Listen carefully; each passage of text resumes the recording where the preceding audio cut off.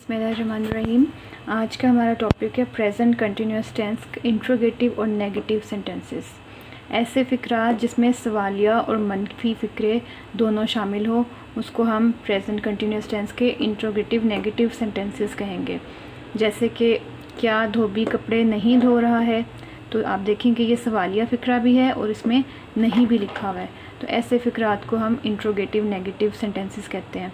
English में ऐसे फ़िक्रात की ट्रांसलेशन करने के लिए वैसे ही तरीका है कि हेल्पिंग वर्ब स्टार्ट में आ जाएगा और नहीं के लिए हम नॉट यूज़ करेंगे। तो आपका जो पैटर्न बनेगा वो ऐसे ही है कि हेल्पिंग वर्ब सबसे स्टार्ट में, फिर सब्जेक्ट और फिर नॉट आएगा, ठीक है। और बाकी की वही तरतीब है, वर्ब आईएनजी एंड ऑब्जेक्ट। या फिर अगर क्यों, क्या, कैसे वाले अल्फाज हों तो WH वाले वर्ड सबसे पहले आ जाएंगे, वाई, वेयर, होम, फिर हेल्पिंग वर्ब आएगा और फिर बाकी की अरेंजमेंट होगी। तो हमेशा हमारा सब्जेक्ट के बाद नॉट आएगा और हेल्पिंग वर्ब स्टार्ट में चला जाएगा।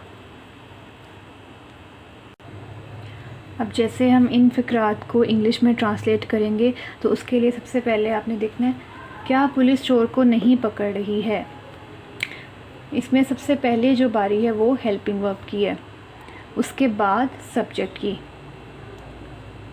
और फिर नॉट, उसके बाद वर्ब और फिर ऑब्जेक्ट। तो जब आपने ये नंबर्स लिखे होंगे तो आपके लिए इंग्लिश ट्रांसलेशन करना इजी होगा। तो police is police not, is police not पकड़ना, कैचिंग द थीफ,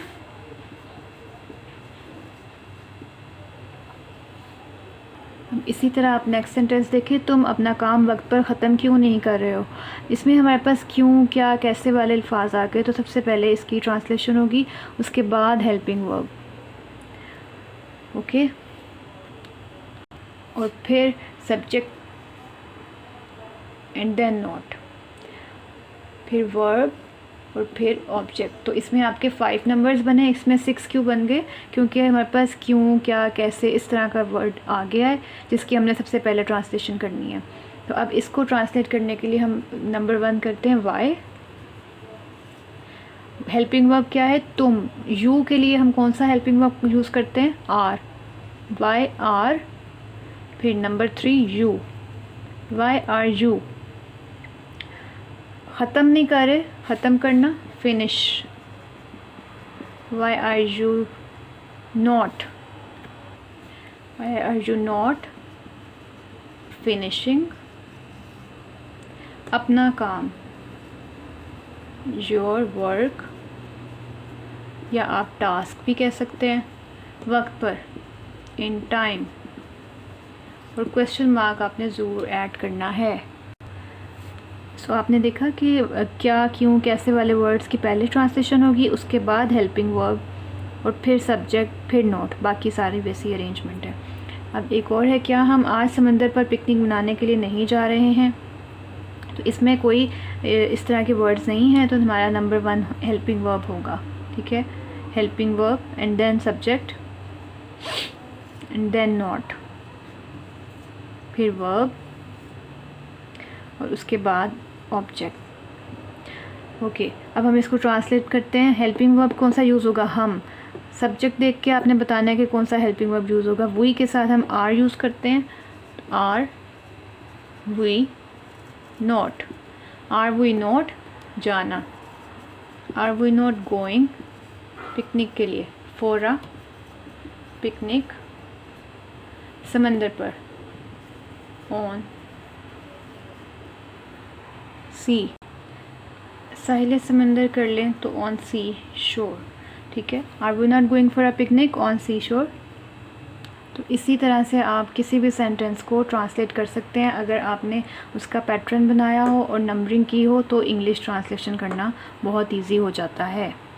अब इसी तरह अगर हमें फिल इन द ब्लैंक्स करनी हो प्रेजेंट कंटिन्यूस टेंस, इंट्रोगेटिव और नेगेटिव सेंटेंसेस के साथ, तो dash she not dash her hair.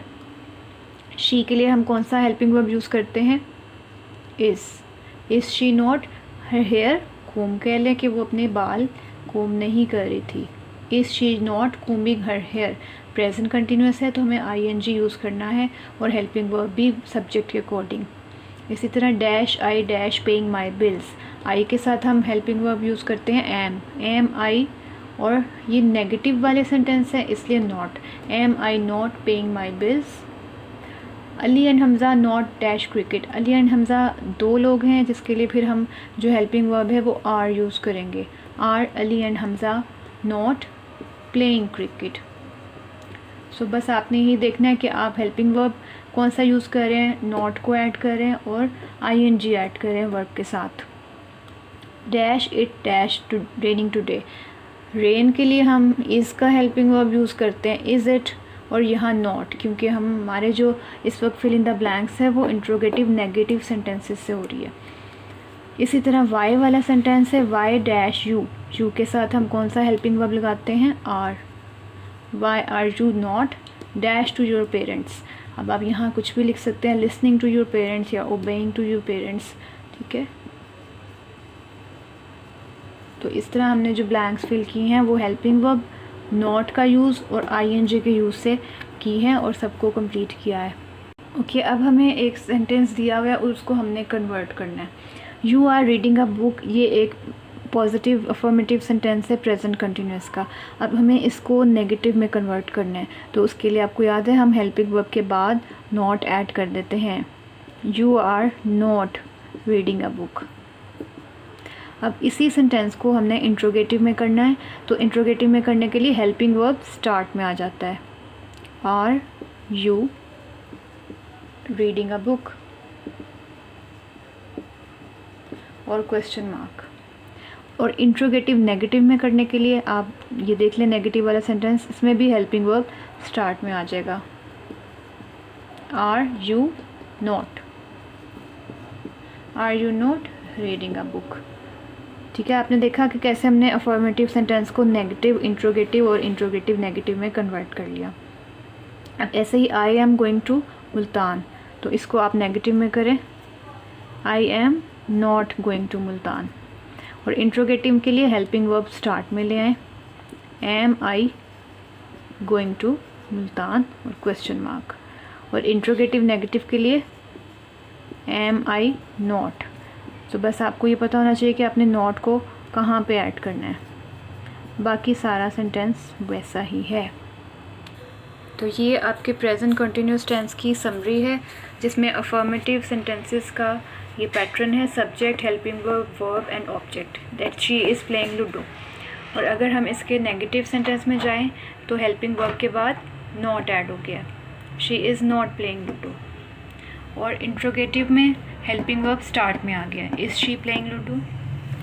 और इंट्रोगेटिव नेगेटिव में हेल्पिंग वर्ब स्टार्ट में और नॉट भी है, is she not playing ludo.